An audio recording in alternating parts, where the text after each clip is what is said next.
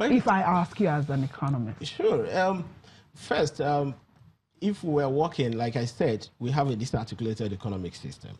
So if you want to understand the way the Nigerian economy works or what can work for the Nigerian economy, you can't just look at, you can't just take anything from economic theory, okay, from the textbook models, those stylized models. They won't help you. So where do we find a solution?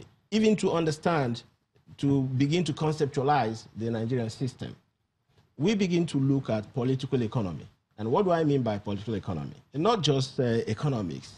Okay, how do our people behave? First of all, the reason why poverty has increased over these years is the destruction of the clientelist network. So I'm talking about a culture of clientelism, and then what one renowned political scientist calls the prebenda politics in Nigeria. Here, everybody has a way or has a path to the national cake. So you key in on a long line with your Oga at the top, right? So that is the system that we have. And you can see it in the political alliances, how is each time is reconfigured. Because what they negotiate among the leading class, the elite, the political elite, they always negotiate in the sharing of the national cake. Now, when they get it, now they begin to distribute it down, you know, cascade it down to their ranks, rank and file. And that is the system in Nigeria. Yes. So everybody is connected somewhere. Everybody has an Oga at the top. And that is how it builds up to the presidency. So that is a system that works in Nigeria.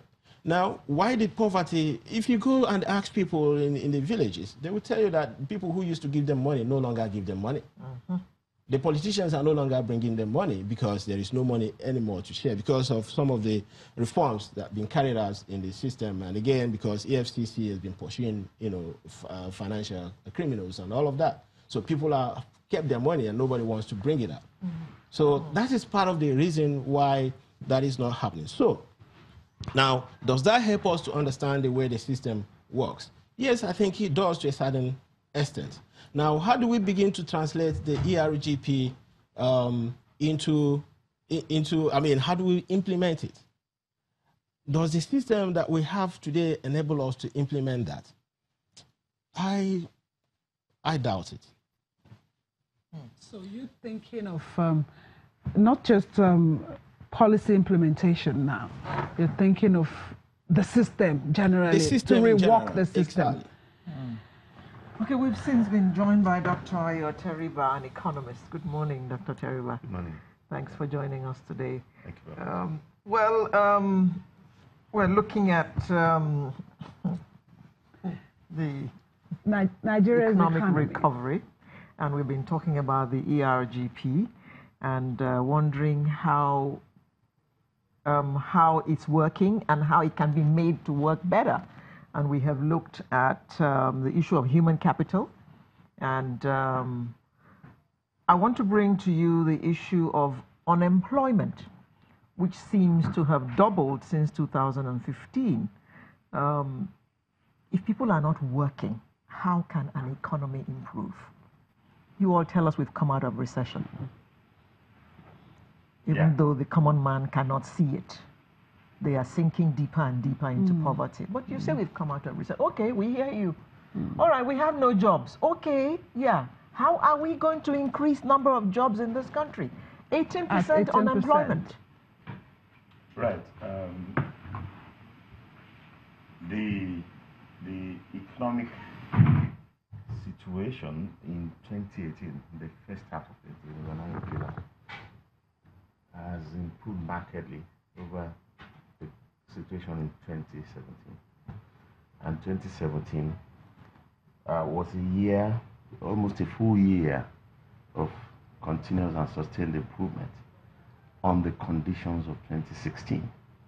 2016 would go down as the worst year for economic performance for Nigeria in 2 decades. And that was the year we had the recession.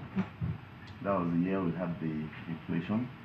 that was the year, sorry, the devaluation, and that was the year that the inflation doubled within 12 months.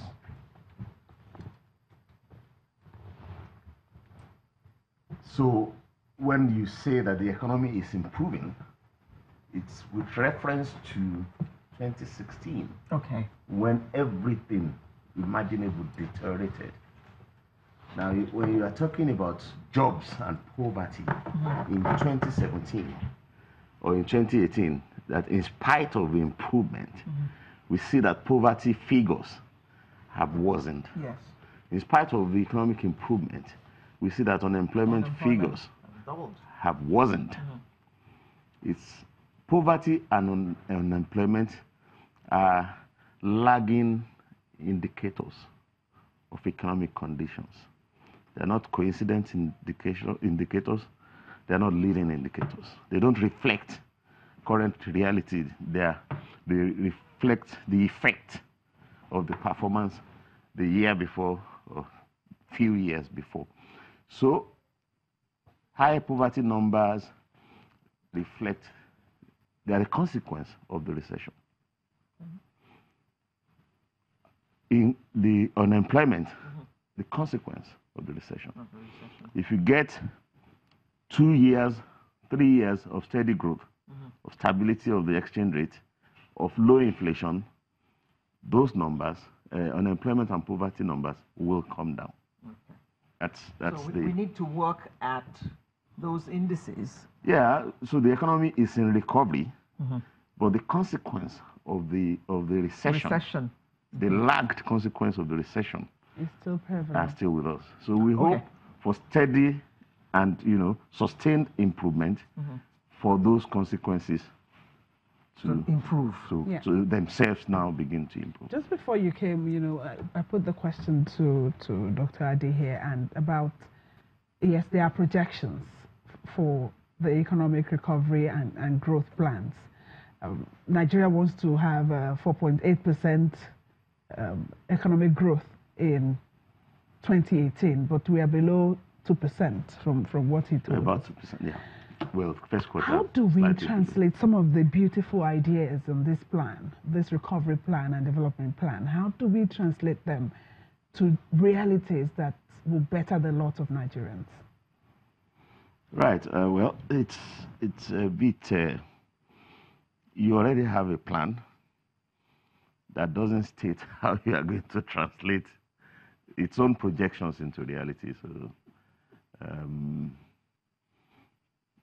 The ERGP is a bit wishful in its approach. It's very thin on doables. Unless the doables are clear, there will be no deliverables. Yeah. So you were very nice in the way you put it. He has just slammed it on the ground, Yeah.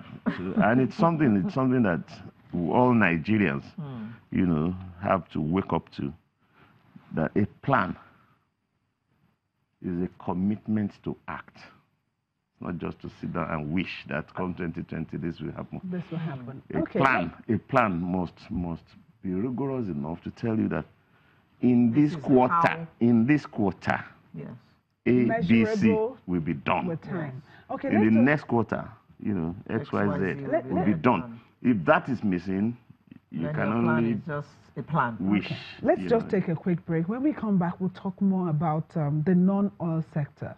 Yes, the oil prices, waking up for us, for the world. But when we come back, we'll talk about the non-oil export segment. Just stay with us.